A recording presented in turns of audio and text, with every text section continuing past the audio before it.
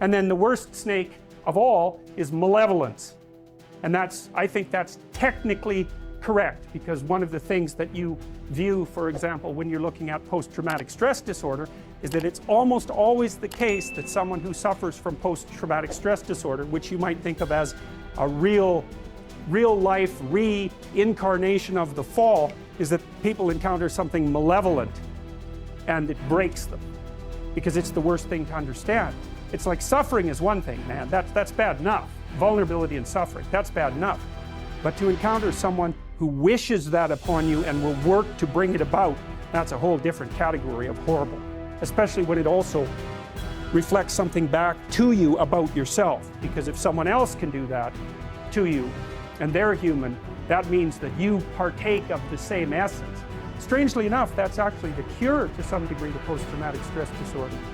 Is that, like, if you've been victimized, you're naive and you've been victimized, the way out of that is to no longer be naive and to no longer be victimized. And that means that you see this reflected in the Harry Potter idea, for example, that the reason that Harry Potter can withstand Voldemort is because he's got a piece of it, right? He's been touched by it. And the way that you keep the psychopaths at bay is to develop the inner psychopath so that you know one when you see one.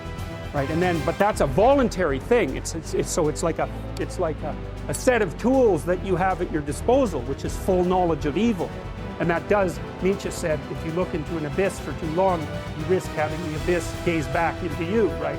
The idea is that if you look at something monstrous, you have a tendency to turn into a monster. And people are often very afraid of looking at monstrous things exactly for that reason.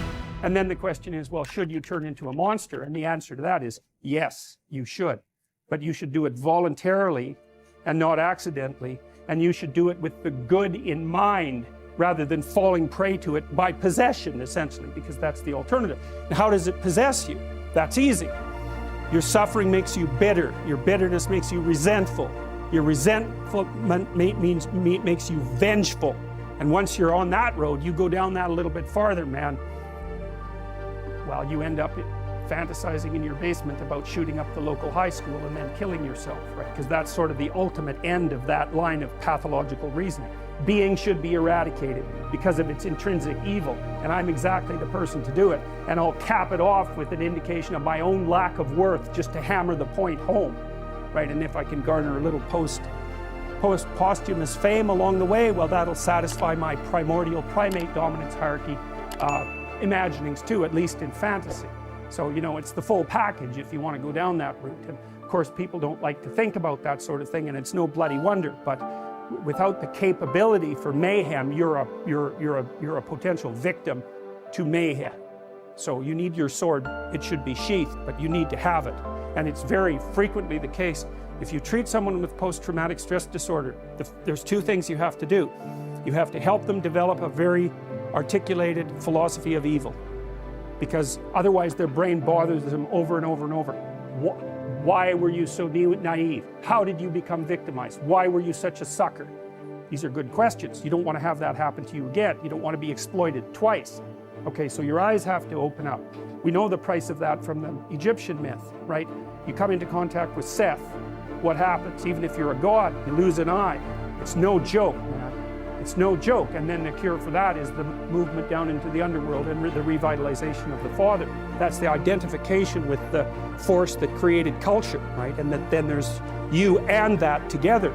Then you can withstand malevolence. Maybe you can withstand tragedy and malevolence. And then that's the whole secret, right? Because that's what you want in life. You need to be able to withstand tragedy, and you need to be able to withstand malevolence, because those are the forces that are always working against you.